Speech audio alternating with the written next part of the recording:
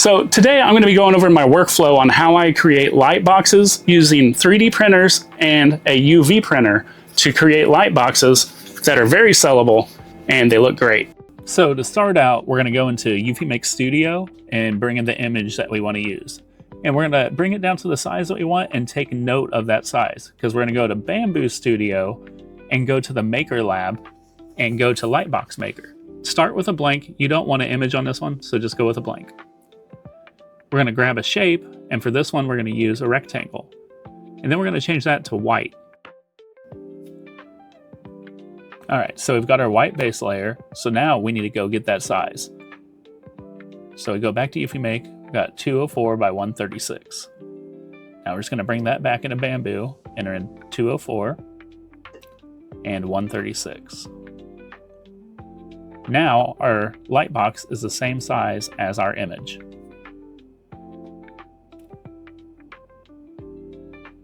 And I'm going to switch this to the plate that I'm going to be using. I'm going to be using the H2C printer. So now let's add a stroke.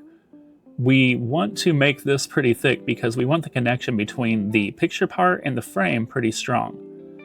And we're going to make that black for the frame. If you have a single color printer, you could just make it all white. But for this one, I'm going to use a black frame on it.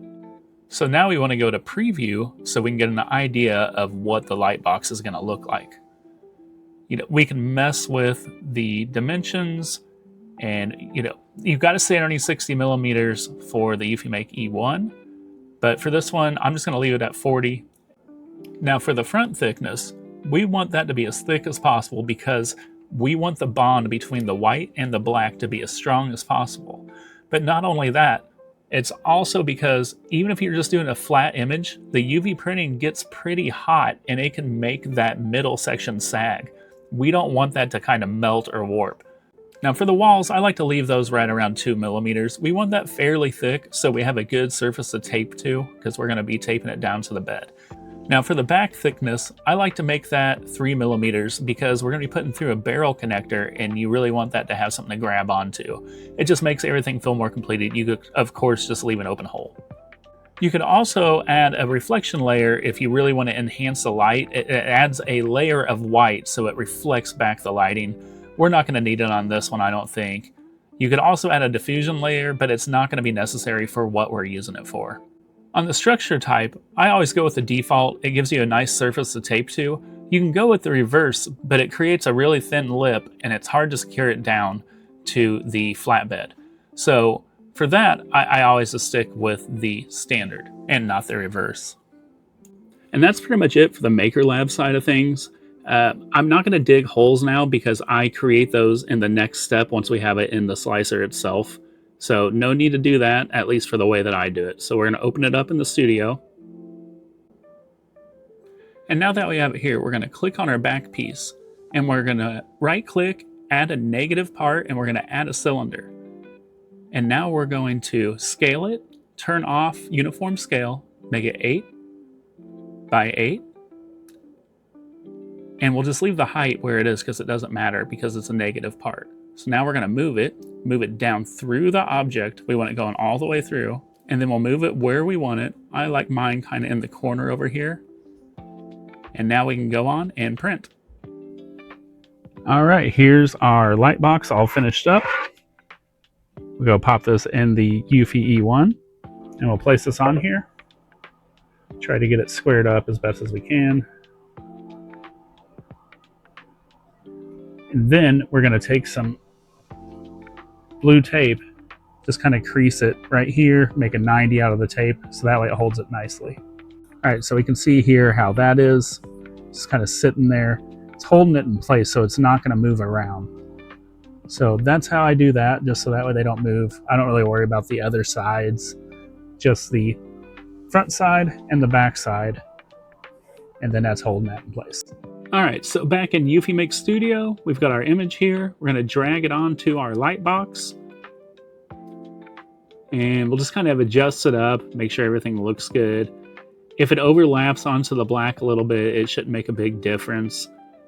Its new Snap To feature actually worked pretty well for this one, but if it's not, you can turn that off. So I'm going to go ahead and drop this down to 2 layers of white. It really doesn't need 3. It probably only needs 1. And we'll just stick with 1 layer on the color. So let's print. And let's send it. And here it is, looking great, all finished up. There we go. Okay, so we've got our Lightbox freshly off the Eufy E1. Looks great. It's a great picture on there. So something that I'm going to do on this one, it's totally optional, of course, but I'm going to add some vinyl that I simply cut on a Cricut vinyl machine, and I'm going to put that onto the back, so that way whenever the light is lit up, the skyline will show Kansas City across here. Just kind of a neat touch to add, something super easy to do, but something that adds value to it and something that's unexpected.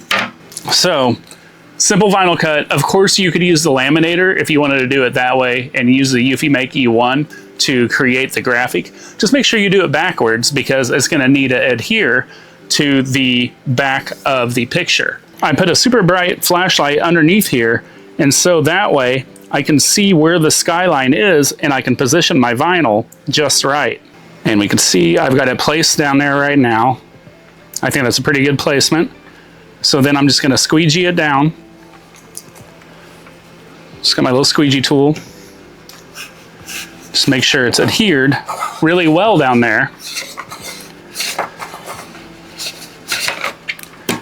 And then we're just going to peel off the transfer tape.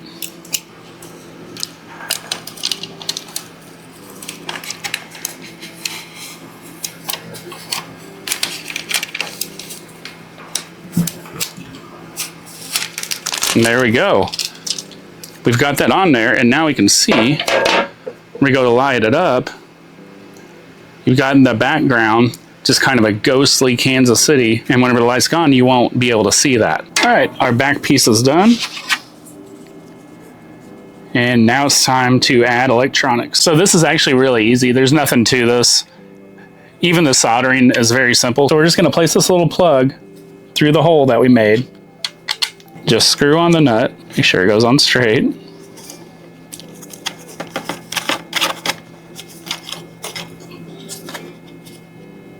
Now on the ones that I'm linking below, the shorter tab here is the positive side. The longer is going to be for the negative. I'll also link these up. These are what I use for the LED lighting, and they create a really nice bright light. They're meant for signage, so this is perfect for them. For this one, I'm going to use 1, 2, 3, 4, 5, 6 of them.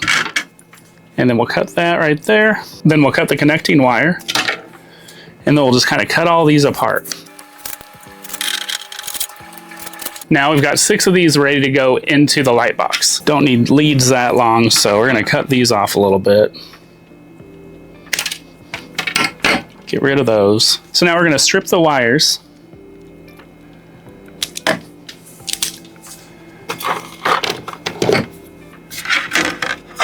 And then we're going to run the positive leg, the red, to the shorter tab. There's a little hole in there that we're going to run through. So we're just going to run that through. And then we're just going to run the negative side through the other post, the longer one.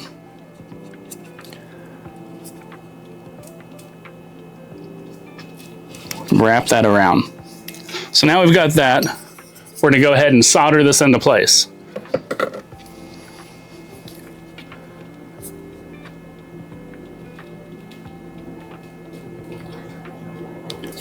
All right, now we'll solder the positive leg into place.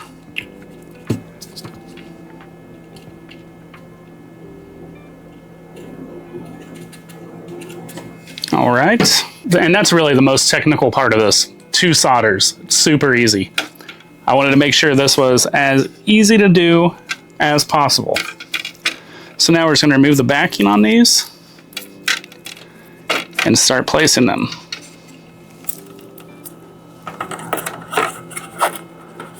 There.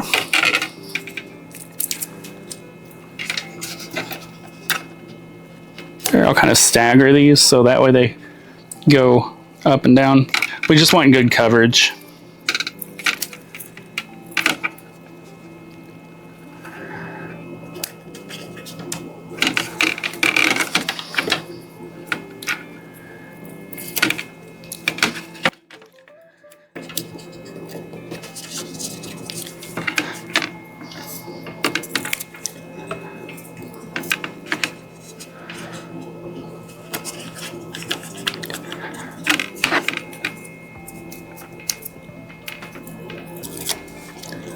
All right, stick this last one here. I think I'm gonna go ahead and snip off that little bit of excess. There's just no need for it. Let's get rid of that.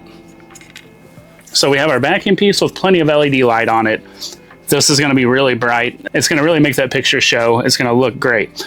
So, but what I like to do is I don't want any of these wires sticking up where they could happen to get past the lights, because then it's gonna cast a shadow on the front of the light box, and we don't want that. So I'm gonna simply hot glue these down into place.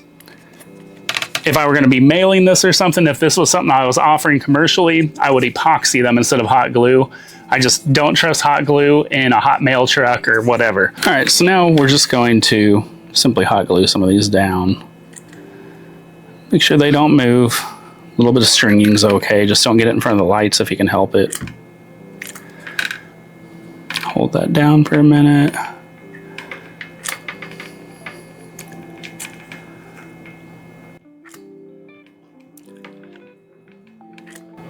Just kind of placing pads of it so that way I can stick them back down on there, and then I'm going to put some around this plug. That way we don't have to worry about that nut falling off. So now I'll go through and push these down into the hot glue. Just kind of seat them down in there.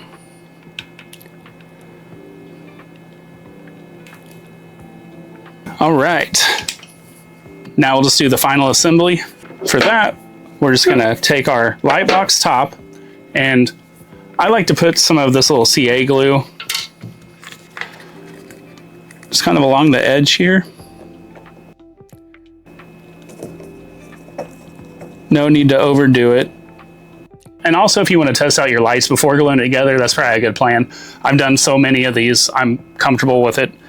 But probably a good plan just to make sure everything's wired up correctly. So I'm not going to get too crazy on it, just some dots throughout.